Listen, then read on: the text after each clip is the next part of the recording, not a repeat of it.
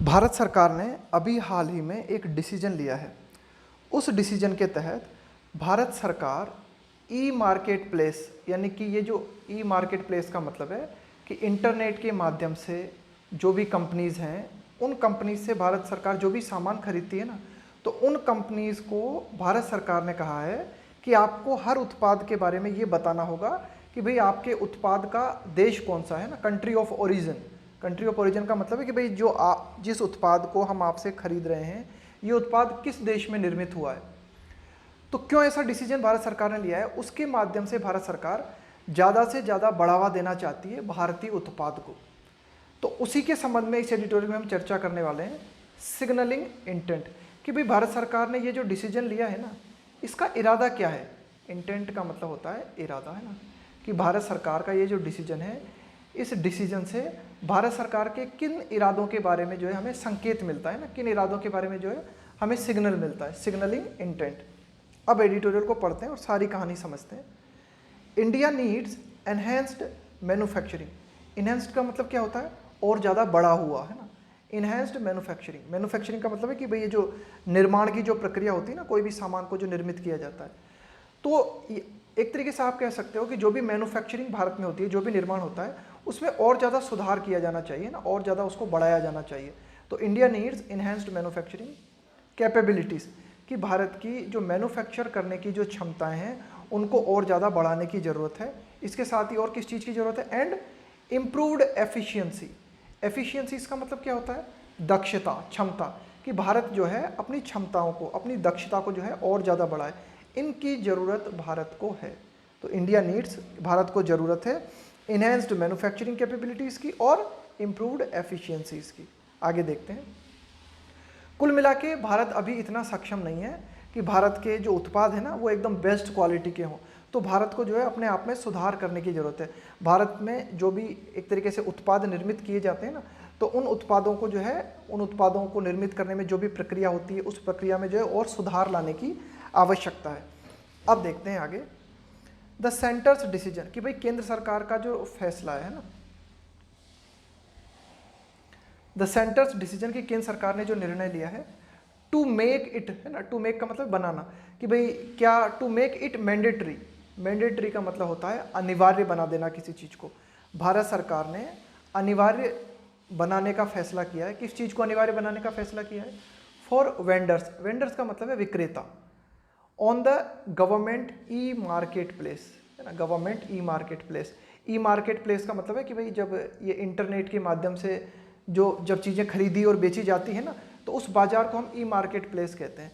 तो भारत सरकार इंटरनेट के माध्यम से जो भी चीज़ें खरीदती है ना बड़े पैमाने पर, उन विक्रेताओं को भारत सरकार ने कहा है कि भाई आपके लिए ये बहुत ही ज़रूरी है, अनिवार्य है कि आप स्पेसिफाई करो, आप बिल्कुल एकदम स्पष्ट रूप से बताओ कि जो सामान हम आपसे खरीद रहे हैं वह किस देश से जो है आपने, वो किस देश का सामान है ना, the country of origin of new products listed by them, कि भाई ई वेबसाइट्स जो होती हैं, उन वेबसाइट्स पे जो सामान बेचा जा रहा है और भारत सरकार जिस सामान को खरीद रही है, तो जो भी सामान की लिस्ट है ना आपकी, उस पूरी लिस्ट को जो है आप बिल्कुल एक एक सामान के बारे में बताओ कि भाई इसका कंट्री ऑफ ओरिजिन क्या, ई मार्केट प्लेस। तो ये GEM, ध्यान रखना, GEM का मतलब है government e market place. Procurement, procurement का मतलब होता है खरीद। खास करके ये जो सरकार जब बड़े पैमाने पर किसी चीज़ की खरीद करती है ना, तो उसको कहा जाता है प्रोक्यूरमेंट।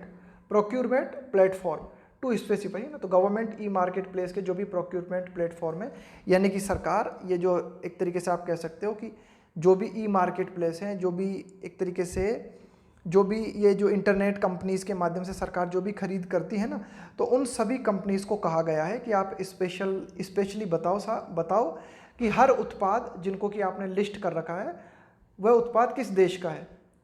तो ये जो सरकार का डिसीजन है, अब ये देखो, ये जो इज आया है ना, ये किसके लिए आया है, ये आया है डिसीजन के लिए, कि सरकार का जो निर्णय है is on the face of it. अब ये देखो क्या लिखा हुआ है, on the face of it. On the face of it, on the face of it का मतलब होता है पहली नज़र में, प्रथम दृष्टया, कि भाई सरकार का ये जो डिसीजन है प्रथम दृष्टया, है ना, अनएक्सेप्शनेबल। अनएक्सेप्शनेबल का मतलब है बिना किसी अपवाद के, यानी कि किसी भी सामान को जो है छूट नहीं दी गई है, हर सामान के बारे में आपको बताना होगा कि ये सामान जो है एक तरीके से किस देश में जो है निर्मित हुआ है। अब ये जो डिसीजन है एम्ड एट, एम के साथ में एट प्रीपोजिशन है, aimed at, as it is, जैसा कि यह डिसीजन है, एज इट इज है ना, जैसा कि यह डिसीजन है, इसका उद्देश्य क्या है? Promoting India made goods. इसके माध्यम से भारत सरकार भारत में निर्मित जो गुड्स हैं, भारत में निर्मित जो सामान हैं उनको प्रोमोट करना चाहती है ना, उनको जो है एक तरीके से आप कह सकते हो उनका प्रचार प्रसार करना चाहती है। भारत सरकार ज़्यादा से ज़्यादा चाहती है कि जो है भारतीय सामान ही निर्मित किए जाए, भारतीय सामान को ही जो है इस्तेमाल किया जाए। आगे देखते हैं। अपार्ट फ्रॉम का मतलब होता है इसके अलावा, apart from the place of manufacture. तो ये जो आप कह सकते हो कि ये जो कंपनीज हैं इनको ये तो बताना ही होगा कि किस जगह पर ये सामान जो है निर्मित हुआ है। इसके साथ ही साथ द प्लेटफॉर्म्स एडमिनिस्ट्रेटर, तो ये है जो ई गवर्न, एक तरीके से आप ये कह सकते हो कि ये जो एक तरीके से ये जो प्लेटफॉर्म्स हैं कि ये जो एक तरीके से आप कह सकते हो ये जो कंपनीज हैं ना उनके जो प्रशासन से संबंधित व्यक्ति हैं, हैव ऑल्सो सॉट का मतलब होता है मांग करना, उन्होंने इस बात की मांग की है भारत सरकार से details on the extent, extent का मतलब होता है किस सीमा तक है ना, एक्सटेंट का मतलब सीमा, on the extent of local content and set guidelines. तो ये जो कंपनीज हैं इन्होंने भारत सरकार से कहा है कि ठीक है हम ये बता देंगे कि ये सामान जो है किस देश में जो है निर्मित, किस देश का सामान है। साथ ही साथ इन कंपनीज ने भारत सरकार से ये मांग की है कि on the extent of local content, कि भाई हमें जो है ना गाइडलाइंस दिए जाए, हमें दिशा निर्देश बताए जाए, हमें एकदम स्पष्ट रूप से बताया जाए कि आप किस हद तक चाहते हो कि हम जो है क्षेत्रीय सामानों का प्रयोग करें। लोकल कंटेंट का मतलब हुआ क्षेत्रीय सामानों का प्रयोग है ना। भारत सरकार क्या चाहती है? भारत सरकार अधिक से अधिक चाहती है कि घरेलू सामान जो है ना उन्हीं का प्रयोग किया जाए। तो इन कंपनीज का ये कहना है कि भाई हमें दिशा निर्देश दिए जाएं, हमें ये बताया जाए स्पष्ट रूप से कि किस सीमा तक हमें भारतीय सामानों का या क्षेत्रीय सामानों का प्रयोग करना है ना। On the percentage of localisation, कि ये बताया जाए है ना, लोकलाइजेशन का मतलब एक तरीके से क्षेत्रीयकरण है ना, कि भाई कोई भी सामान है वो निर्मित होगा तो ऐसा तो है नहीं कि सारी की सारी चीज़ें जो है भारत में ही पैदा हो रही हैं, सारे के सारे, कुछ सामान तो जो विदेशों से मंगवाना ही पड़ेगा। तो इन कंपनीज का ये कहना है कि हमें स्पष्ट रूप से बताया जाए कि किस सीमा तक हमें क्षेत्रीय वस्तुओं का जो है प्रयोग करना आवश्यक है ना, वो परसेंटेज बताया जाए हमें ना। फॉर इनेबलिंग, इनेबल का मतलब है किसी चीज़ को सक्षम बनाना, योग्य बनाना। फॉर इनेबलिंग प्रोक्यूरमेंट, प्रोक्यूरमेंट का मतलब है खरीद, in the case of bids of a specified value है ना। बिड्स का मतलब एक तरीके की बोली, जो नीलामी लगती है ना, ऑफ ए स्पेसिफाइड वैल्यू है ना, कि भाई मान लो कि कोई भी एक सामान है ना, उसकी कोई एक खास कीमत है ना, ऑफ ए स्पेसिफाइड वैल्यू है ना, तो अब उसकी खरीद जो है सरकार करना चाहती है। तो सरकार ये स्पष्ट रूप से बताए कि भाई सरकार को किस सीमा तक चाहिए, सरकार किस सीमा तक ये जरूरी समझती है कि जो उत्पाद है उसमें भारतीय विषय वस्तु या फिर भारतीय जो सामान है ना उनका प्रयोग किया जाए, किस सीमा तक है ना ये बताया जाए बिल्कुल स्पष्ट रूप से। हावेवर, हालांकि द टाइमिंग एंड थ्रस्ट, ध्यान से देखते हैं, हालांकि however the timing and thrust of the announcement. तो देखो एक तो थ्रस्ट का मतलब क्या होता है, एक थ्रस्ट का मतलब होता है एक तरीके का आप जो है जोर है ना, किसी चीज़ पर आप जब जोर देते हो ना। टाइमिंग का मतलब है ये समय है ना, और जोर ऑफ द अनाउंसमेंट, कि भाई ये जो घोषणा की गई है ना, इस घोषणा का जो समय है और इस घोषणा पर जो जोर दिया गया है ना, सेट इन द, अब देखो ध्यान देना, ये हाइफन से लेके और ये हाइफन तक ये जो बात चल रही है ना, ये क्या है कि एक तरह से एडिशनल इंफॉर्मेशन दी गई है, इसको छोड़ दो, सीधा यहाँ आओ। However the timing and thrust of the announcement, कि भाई ये जो घोषणा की गई है, इस घोषणा का जो समय है और इस घोषणा पर जो जोर दिया गया है, रेजेस सेवरल क्वेश्चंस। तो यह एक तरीके से इसका टाइमिंग और जो थ्रस्ट है यह कई सवाल खड़े करता है ना, रेज का मतलब है यहाँ पे खड़े करता है सेवरल क्वेश्चंस। अब एक चीज़ ध्यान देना जो कि बहुत ही ज़्यादा इंपॉर्टेंट है, ये यहाँ पे सिंगुलर क्रिया का हम इस्तेमाल कर रहे हैं ना, जबकि यहाँ पर दो बातें हो रही हैं, एक तो हो रहा है टाइमिंग और एक किया जा रहा है थ्रस्ट। तो फिर क्या आप बता सकते हैं कि भाई टाइमिंग एंड थ्रस्ट जो है रेजेज सेवरल क्वेश्चंस, कि भाई ये जो अनाउंसमेंट की गई है ना, the timing and thrust of the announcement raises several question. तो यहाँ पे हमने प्लूरल क्रिया का इस्तेमाल क्यों नहीं किया, हमें यहाँ पे रेज लिखना था ना, RAISE, क्योंकि दो बातें हो गई, एक तो टाइमिंग हो गया, एक थ्रस्ट हो गया। लेकिन ध्यान देना, अब बताता हूँ मैं आपको यहाँ पर सिंगुलर क्रिया का इस्तेमाल क्यों किया गया है। ये दो बातें नहीं है। ये क्या होता है कि कभी कभी कुछ ऐसे शब्द होते हैं जो एंड से जुड़े होते हैं लेकिन एक ही विचार को प्रदर्शित करते हैं। जैसे कि, तो उनके साथ क्या करना पड़ता है, आपको सिंगुलर क्रिया लगानी पड़ती है। जैसे कि ब्रेड एंड बटर। अब जब कोई वाक्य लिखा जाएगा ना जिसमें ब्रेड एंड बटर का इस्तेमाल करेंगे तो वहां पर हम सिंगुलर क्रिया का इस्तेमाल करेंगे। जैसे bread and butter is difficult to earn. ऐसा नहीं बोलेंगे हम कि bread and butter are difficult to earn, ये गलत हो जाएगा। क्यों? क्योंकि ब्रेड एंड बटर एक ही आइडिया को एक्सप्रेस करते हैं। इसी प्रकार से कौन से शब्द हो सकते हैं, ब्रेड एंड बटर हो गया, राइस एंड करी हो गया, लाइम एंड सोडा हो गया। इसके अलावा आपने ये लाइन भी सुनी होगी, slow and steady wins the race. क्या लिखते हैं वहां पर, विंस। जबकि दो बातें हो गई, स्लो एंड स्टडी। जबकि स्लो एंड स्टडी वो दो बातें नहीं है, वो एक ही विचार को अभिव्यक्त करते हैं कि स्लो एंड स्टडी, धीरे और लगातार चलने वाला रेस जीतता है। तो slow and steady wins the race, है ना। तो इस तरह के कुछ शब्द होते हैं जिनका जब हम प्रयोग करते हैं ना तो हमें ध्यान रखना पड़ता है ना। जैसे कि सम एंड सब्सटेंस, कि भाई इसका सार क्या है, पूरा एक, है ना। तो इसी तरह से टाइमिंग एंड थ्रस्ट, ये क्या है, एक ही विचार को अभिव्यक्त कर रहा है यहाँ पे। टाइमिंग एंड थ्रस्ट की कुल मिला के ये जो बात है, ये जो बात है ना, टाइमिंग एंड थ्रस्ट की, भाई एक तरीके से इस बात का समय और इस बात पर जो जोर दिया जाना, ये एक ही विचार है, इसलिए यहाँ पे हमने सिंगुलर क्रिया का इस्तेमाल किया है। तो ये जो प्रश्न है ना बहुत ही सदाबहार प्रश्न है, खास करके कॉम्पिटिटिव जो एग्जाम्स होती हैं हमारी, उनमें जो सब्जेक्ट वर्ग एग्रीमेंट से संबंधित जो प्रश्न पूछे जाते हैं ना, उनमें इसको जो है ना कभी भी जो है वो इस्तेमाल कर देते हैं और इसके बारे में पूछते रहते हैं। तो ध्यान रखना है इसको बहुत अच्छी तरीके से। तो यहाँ पे ये जो है टाइमिंग एंड थ्रस्ट जो है ना एक ही विचार को अभिव्यक्त कर रहे हैं, इसलिए हमने इसके साथ सिंगुलर क्रिया का इस्तेमाल किया है ना। The timing and thrust raises several question, कि यह जो घोषणा हुई है, इसका ये जो टाइमिंग और थ्रस्ट है, यह खड़े करता है हमारे सामने कई सारे प्रश्न। अब देखते हैं कि ये जो अनाउंसमेंट है ये कैसे समय पे हुई है। ये अनाउंसमेंट सेट इन का मतलब है कि इस अनाउंसमेंट को जो है रखा गया है ना, set in the backdrop. Backdrop का मतलब होता है पृष्ठभूमि of the governments new found push for. क्या मतलब होता है पुश फॉर का मतलब, पुश फॉर का मतलब होता है किसी चीज को पाने के लिए कठिन प्रयास करना, जोर लगाना। द गवर्नमेंट्स न्यू फाउंड का मतलब एकदम नया जो आपको कुछ मिला है ना, कुछ नया जो आपको मिला है। क्या मिला है आपको नया, कि सरकार जो है बहुत कठिनता के साथ प्रयास कर रही है। सेल्फ रिलायंस का मतलब है आत्मनिर्भर। इन द वेक ऑफ का मतलब है के चलते, के परिणाम स्वरूप, ऑफ द कोविड-19 पैंडेमिक, कि पैंडेमिक मतलब वैश्विक महामारी, कि यह जो कोरोना वायरस, ये जो कोविड-19 वैश्विक महामारी है, इसके चलते भारत को जो है एक तरीके से कुछ नई चीज़ मिल गई है। क्या नई चीज़ मिल गई है, कि भारत ने जो है ना एक तरीके से कठिन प्रयास करने की कोशिश की है। किस चीज़ के लिए, कि भारत जो है आत्मनिर्भरता, है ना, एक नया विचार भारत के मन में पैदा हुआ है कि भारत जो है एक तरीके से आत्मनिर्भर बनना चाहता है। अभी हमने कुछ दिनों पहले देखा था ना, घोषणा की गई थी भारत सरकार के द्वारा कि भारत जो है आत्मनिर्भर बनने की कोशिश करेगा ना। तो एक नया विचार भारत को मिला है कि भारत जो है एक तरीके से कठिनता से प्रयास कर रहा है सेल्फ रिलायंस, है ना, आत्मनिर्भर बनने का। एंड इट्स डिवेस्टेटिंग इम्पैक्ट, और ये जो कोरोना वायरस है इसका जो विनाशकारी प्रभाव है, डिवेस्टेटिंग का मतलब है विनाशकारी, इम्पैक्ट का मतलब है प्रभाव, ऑन द ग्लोबल इकोनॉमी, कि भाई कोरोना वायरस जो है इसका वैश्विक जो अर्थव्यवस्था है उस पर जो विनाशकारी प्रभाव है, इन सब चीज़ों के चलते कपल्ड विथ, इसके साथ ही साथ इस चीज़ को भी और जोड़ लो, कपल्ड विथ का मतलब है इसके साथ इसको भी जोड़ लो, the recent heightened border tensions with China. Heightened का मतलब है और ज़्यादा बढ़ जाना, रिसेंट मतलब अभी हाल ही में जो है हमें क्या देखने को मिला, चाइना के साथ जो एक तरीके से सीमा पर टेंशन्स हमें देखने को मिली, सीमा पर जो है काफ़ी तनाव की स्थिति हमें देखने को मिली।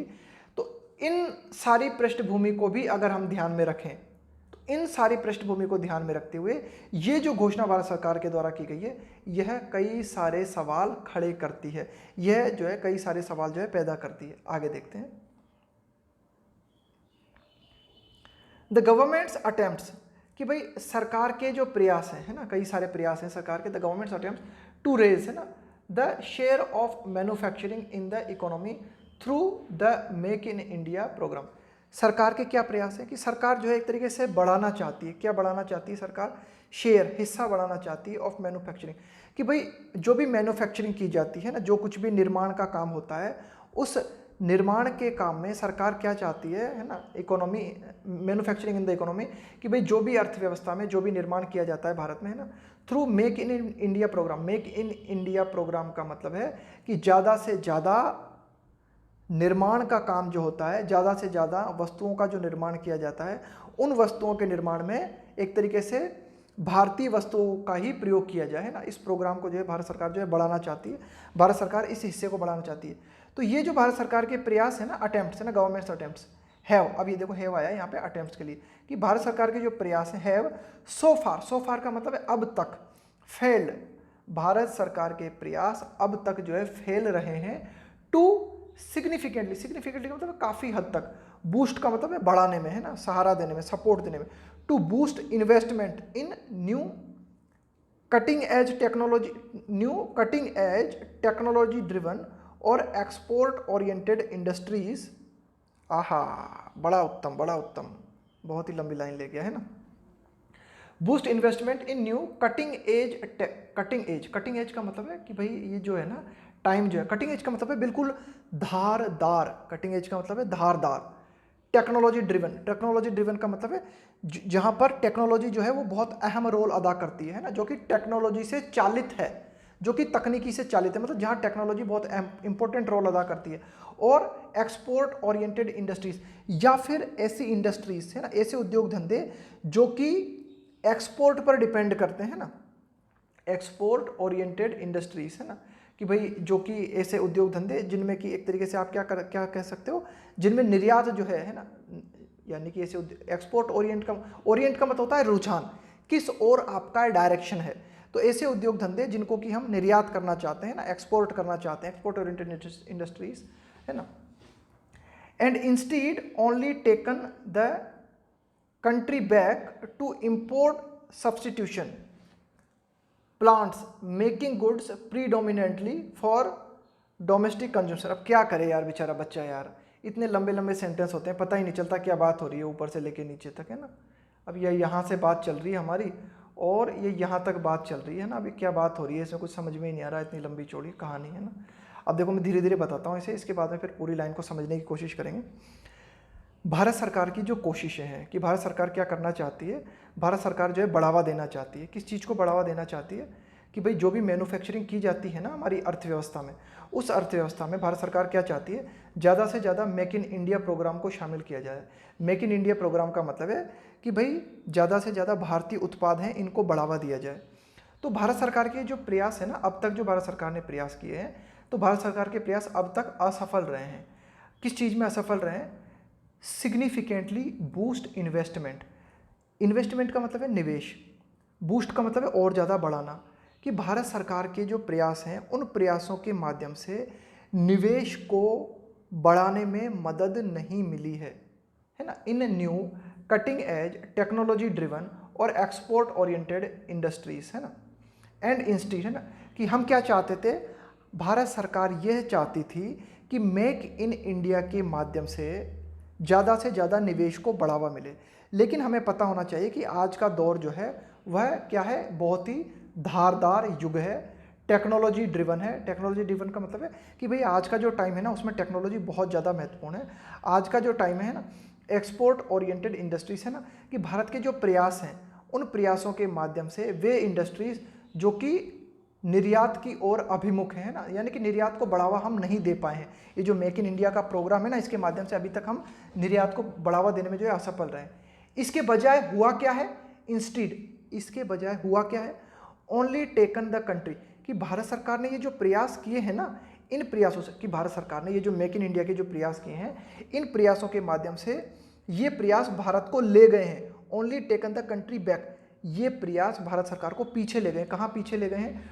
To import substitution. सब्सटीट्यूट का मतलब क्या होता है? किसी चीज़ को किसी चीज़ से बदल देना, है ना। सब्सटीट्यूशन का मतलब होता है किसी चीज़ को किसी, to import substitution plants making goods predominantly for domestic consumption. Domestic consumption का क्या मतलब होता है? कंज्यूमशन का मतलब होता है उपभोग करना किसी चीज़ का। डोमेस्टिक कंज्यूमशन का मतलब है सिर्फ आपके घरेलू उपभोग के रूप में। प्रीडोमिनेंटली का मतलब होता है मुख्यतया, प्रधान रूप से, है ना, कि भारत जो है ना मेक इन इंडिया प्रोग्राम के माध्यम से पीछे चला गया है। कितना पीछे चला गया है कि सिर्फ भारत ऐसे इस स्तर तक सामान बना पा रहा है कि सिर्फ उससे जो है भारत जो है सिर्फ अपनी पूर्ति कर सकता है। ये एडिटोरियल बात करना चाह रहा है ना। Only taken the country back, कि भारत सरकार के जो प्रयास है भारत को जो है पीछे ले गए हैं। टू इम्पोर्ट सब्सटीट्यूशन है ना, कि हम जो है ये जो इम्पोर्ट करते हैं ना, जो चीज़ों का एक तरीके से हम आयात करते हैं, उसको हमने क्या है प्रतिस्थापित कर दिया है और हम जो है सामान बनाने लगे हैं जिससे कि हमारी घरेलू मांग की पूर्ति हो जाए। ये एडिटोरियल जो है यहाँ से यहाँ तक बात करना चाहता है। तो एक बार फिर इस लाइन को धीरे धीरे पढ़ना, थोड़ी सी बड़ी लाइन है ना, आगे देखते हैं। टू दैट एक्सटेंट, इस सीमा तक अगर हम बात करें, टू दैट एक्सटेंट का मतलब सीमा, the drive for self reliance है ना। ड्राइव का मतलब क्या होता है कि भाई आपकी ये जो कोशिश है ना, आपका जो प्रयास है, the drive for self reliance and greater localisation. Greater localisation का मतलब क्या है? लोकलाइजेशन का मतलब होता है क्षेत्रीय चीज़ों को ज़्यादा से ज़्यादा महत्व देना, उसको बोलते हैं। किसी भी चीज़ को लोकलाइज करने का मतलब होता है क्षेत्रीय चीज़ों को ज़्यादा महत्व देना, क्षेत्रीय निर्माण को ज़्यादा महत्व देना। तो ये जो हमारी कोशिश है ना, ये जो हमारी ड्राइव है फॉर सेल्फ रिलायंस, की भारत जो है ज़्यादा से ज़्यादा आत्मनिर्भर होना चाहता है, ज़्यादा से ज़्यादा लोकल चीज़ों को बढ़ावा देना चाहता है, इसके माध्यम से टू दैट खतरा पैदा हुआ है ना।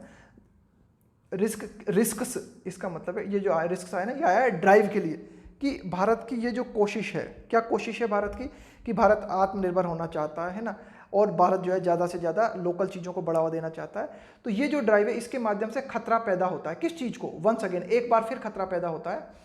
इरोडिंग का मतलब है कमी आना है ना, किसी चीज़ का समाप्त होना। इरोडिंग इंडियन इंडस्ट्रीज, की भारत की जो इंडस्ट्रीज हैं उनका ग्लोबल कॉम्पिटिटिवनेस का मतलब है कि वैश्विक रूप से आपकी जो एक तरीके से कह सकते हो आप कॉम्पिटिटिवनेस है ना। कॉम्पिटिटिवनेस का मतलब क्या होता है? कॉम्पिटिटिव को क्या बोलते हैं? प्रतियोगिता है ना, कि एक तरीके से वैश्विक जो प्रतियोगिता है। By placing a premium, premium का मतलब होता है यहाँ पर, प्रीमियम का मतलब है किसी चीज़ को कुछ ज़्यादा ही महत्व देना। प्रीमियम का यहाँ पर मतलब है किसी चीज़ पर कुछ ज़्यादा ही जोर देना है ना। ऑन इंडियननेस का मतलब है भारतीयता ओवर क्वालिटी और कॉस्ट, कि देखो भारत जो है, भारत की ड्राइव क्या है, भारत की कोशिश क्या है, भारत जो है आत्मनिर्भर होना चाहता है ना। तो भारत जो है भारतीयता को बढ़ावा देना चाहता है ना, कुछ ज़्यादा ही जोर दे रहा है ना, कुछ ज़्यादा ही प्रीमियम दे रहा है ना। भारत जो है क्वालिटी की फिक्र नहीं कर रहा, भारत जो है कीमत की फिक्र नहीं कर रहा। तो जब आप कीमत की फिक्र नहीं करोगे, जब आप क्वालिटी की फिक्र किए बिना अपने प्रोडक्ट को बनाओगे, तो वैश्विक रूप से आप पिछड़ जाओगे। ये एडिटोरियल बात करना चाह रहा है ना। इस बात का पूरा पूरा खतरा बना हुआ है कि अगर आप अपने सामान को जो है क्षेत्रीयता पर जोर देते हुए, आप जो है अपने सामान को आत्मनिर्भर बनने की कोशिश करते हुए क्वालिटी को अगर जो है आप प्रधानता नहीं दोगे, आप कीमत को प्रधानता नहीं दोगे, तो बिना क्वालिटी और बिना कॉस्ट का ध्यान रखे हुए आप भारतीयता के आधार पर अगर आप सामान निर्मित करोगे, तो उसके माध्यम से पूरी संभावना बनती है, इस बात का खतरा है कि आप वैश्विक रूप से जो है पिछड़ जाओगे। हमारी जो भारतीय इंडस्ट्रीज़ है ना, उन भारतीय इंडस्ट्रीज़ के जो सामान है वह वैश्विक रूप से पिछड़ जाएंगे। ये एडिटोरियल जो है यहाँ तक जो है बात करता है। आगे देखते हैं।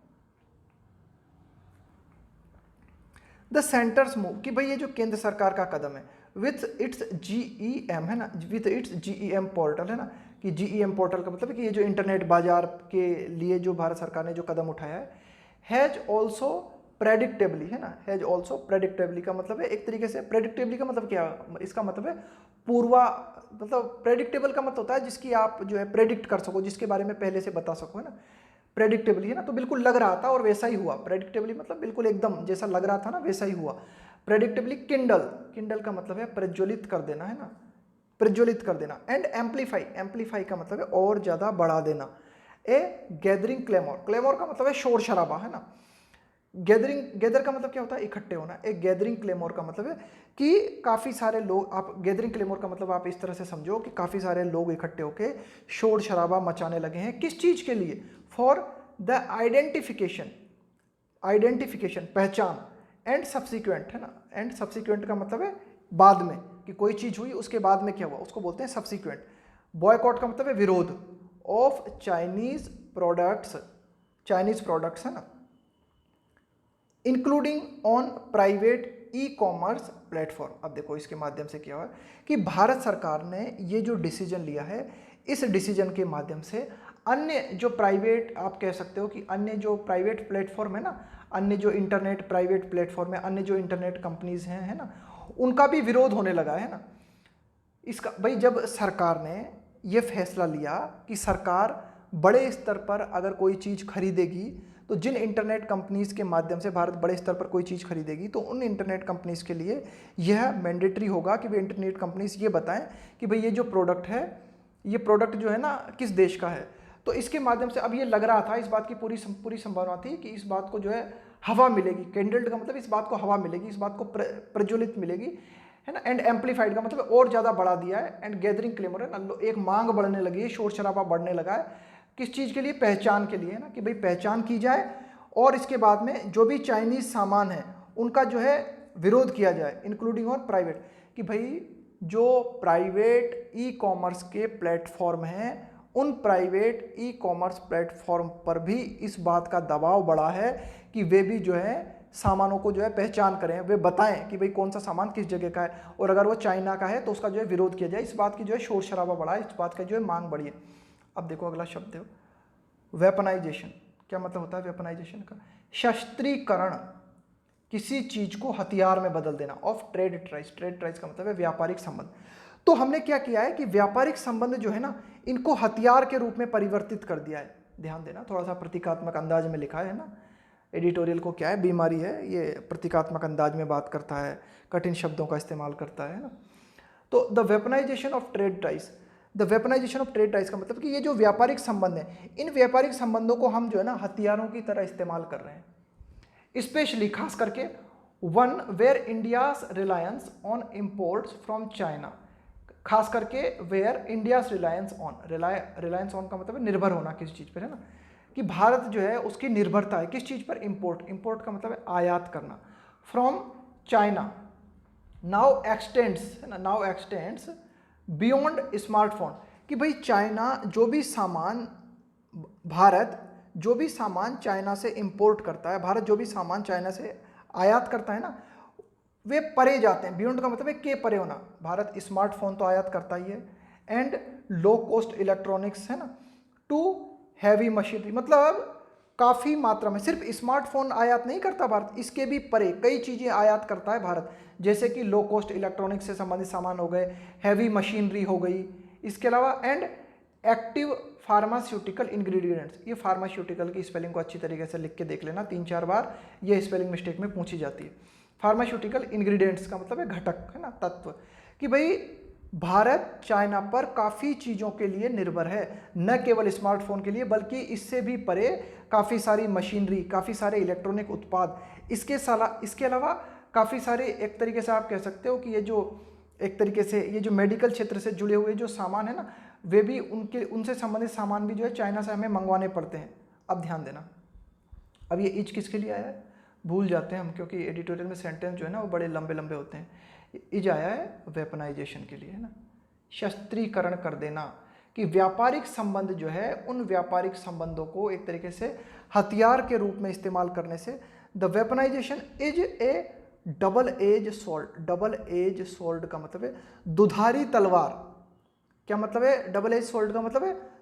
डबल एज स्वॉर्ड का मतलब है दुधारी तलवार, कि भाई अगर हम चाइना से इन चीज़ों का सामान का अगर हम आयात बंद कर देंगे ना, तो इस ठीक है चाइना का तो नुकसान होगा, लेकिन इससे हमारा भी नुकसान होगा। ये एडिटोरियल कहना चाह रहा है, इसको बोला जाता है दुधारी तलवार। दुधारी तलवार का मतलब ऐसी तलवार जो दोनों तरफ विनाश करती है।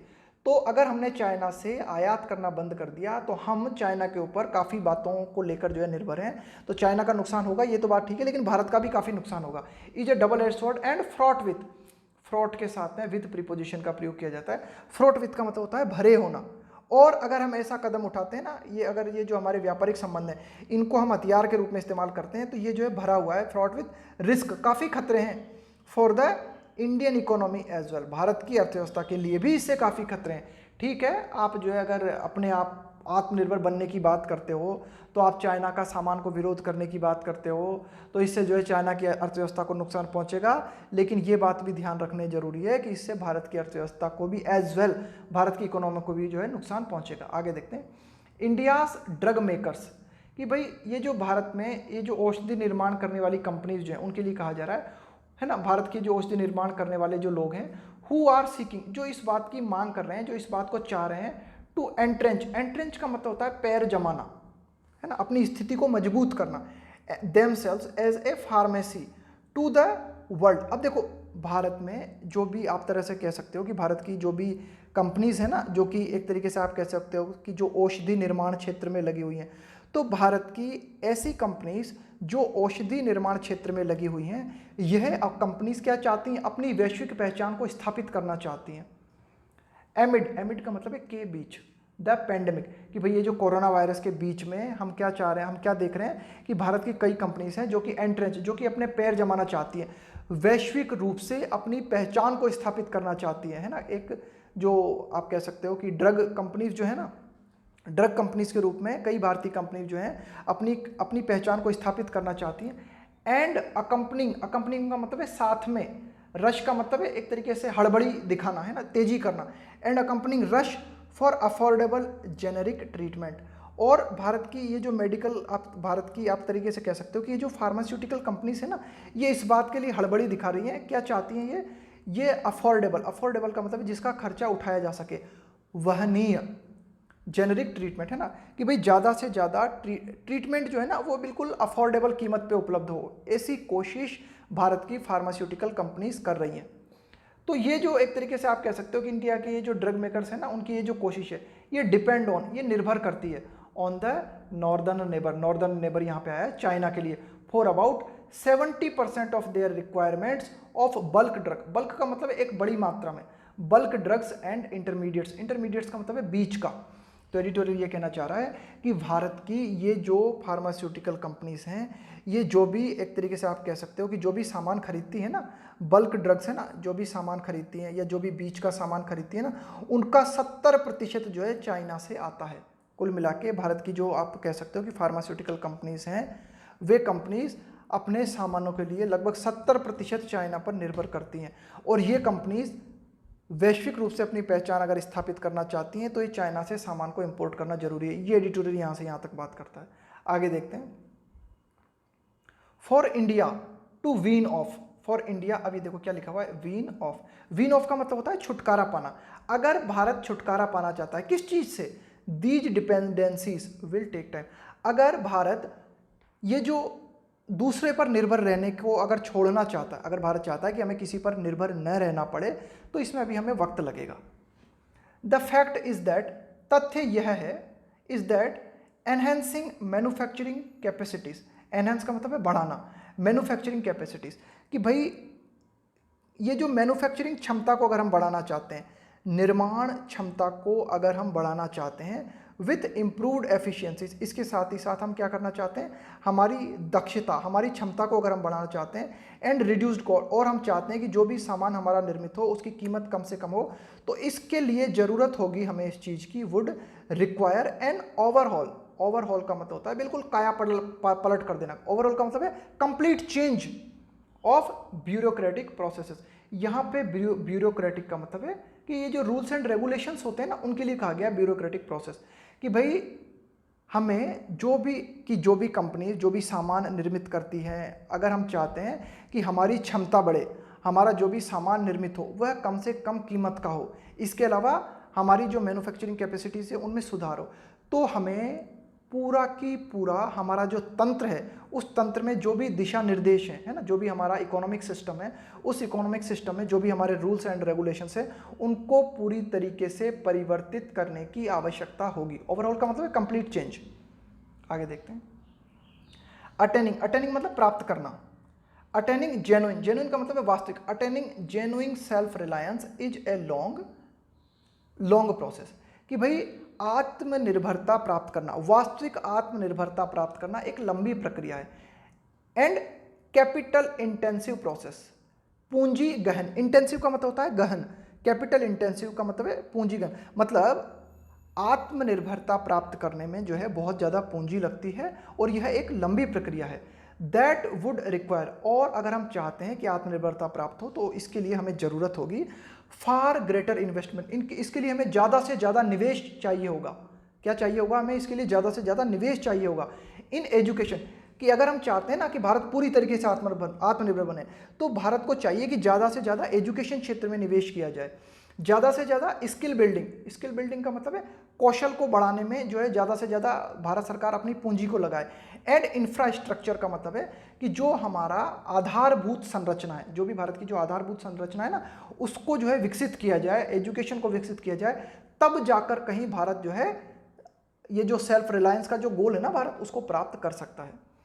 द GEM मूव, तो अभी हाल ही में भारत सरकार ने ये जो कदम उठाया है ना, ये जो ई कॉमर्स को लेकर जो भारत सरकार ने कदम उठाया, move on country of origin, कि भारत सरकार ने कहा है ना कि भारत सरकार जो है उन्हीं वस्तुओं को खरीदेगी, यानी कि भारत सरकार देखना चाहती है कि कौन सा सामान किस देश में बना है ना। तो ये जो कदम भारत सरकार ने उठाया इज एट बेस्ट सिम्बॉलिक, ये प्रतीकात्मक रूप से ठीक है ना, इज एट बेस्ट सिम्बॉलिक, ज़्यादा से ज़्यादा ये प्रतीकात्मक रूप में ठीक है। फॉर नाउ, फिलहाल के लिए पॉलिसी मेकर्स की भारत के जो नीति निर्माता हैं, ought to का मतलब होता है चाहिए। देखो, शुड का मतलब, मस्ट का मतलब और ought to का मतलब होता है चाहिए। ought to का प्रयोग किया जाता है जब नैतिक ड्यूटी दिखाना हो हमें, है ना, मॉरल ऑब्लिगेशन दिखाना हो, तब हम प्रयोग करते हैं ought to का। तो फिलहाल के लिए भारत के जो नीति निर्माता हैं उनको चाहिए टोन डाउन का मतलब होता है अपने सुर को नीचे करना। कोई ज़्यादा ऊंची आवाज़ में बात करे ना तो उसको बोला जाता है टोन डाउन, कि भारत के जो नीति निर्माता हैं उनको जो है अपने सुर को नीचे करने की जरूरत है। एनी ट्रेड लिंक रेटोरिक मतलब होता है ऊंची बयानबाजी, ऊंची भाषणबाजी। तो भारत के जो नीति निर्माता हैं, रेटोरिक का मतलब होता है ये जो बयानबाजी की जाती है ना, खासकर ये जो नेता लोग जो होते हैं ना, ये जो बड़ी बड़ी भाषणबाजी करते हैं, बड़ी बयानबाजी करते हैं, जिनमें दिखावा ज़्यादा होता है, उसको कहा जाता है रेटोरिक स्पीच। तो हमें किस चीज़ की ज़रूरत है? हमें इस चीज़ की ज़रूरत है, भारत के नीति निर्माताओं को, है ना, या आप कह सकते हो कि भारत के नेताओं को ज़रूरत है कि वे अपनी टोन को थोड़ा सा नीचे करें, है ना। एनी ट्रेड लिंक्ड, खास करके व्यापार से संबंधित जो भी गतिविधियां हैं उनके संबंध में फालतू की भाषणबाजी भारत के नेता न करें। एंड गिव डिप्लोमेट्स, और भारत के जो डिप्लोमेट्स हैं, है ना, भारत के जो राजनयिक हैं, एंड मिलिट्री नेगोशिएटर्स। नेगोशिएटर का मतलब क्या होता है? नेगोशिएट का मतलब होता है किसी भी मुद्दे पर बात करते हुए उसका हल निकालना। जो व्यक्ति ऐसा करता है उसको कहा जाता है नेगोशिएटर। नेगोशिएटर का मतलब है कि भाई ये बीच का आदमी है, ये जो है मामले को सुलझाने की कोशिश कर रहा है। मिलिट्री नेगोशिएटर्स, कि भारत और चाइना के बीच में सेना को लेकर जो भी समझौता करने वाले लोग हैं, जो भी हमारे डिप्लोमेट्स हैं, जो भी हमारे नेगोशिएटर्स हैं, उनको जगह दी जानी चाहिए, द रूम, उनको जगह दी जानी चाहिए टू स्मूथ टाइस, कि भारत और चाइना के बीच, खासकर यहाँ पे चाइना की ही बात हो रही है, कि भारत और चाइना के बीच के जो संबंध है वे स्मूथ हो सके। स्मूथ का मतलब बिल्कुल सामान्य हो सके, कि संबंध जो है सामान्य हो सके, इस चीज़ की जो है कोशिश की जानी चाहिए। यह बात सर्वोपरि है, ये एडिटोरियल फाइनली बात करता है।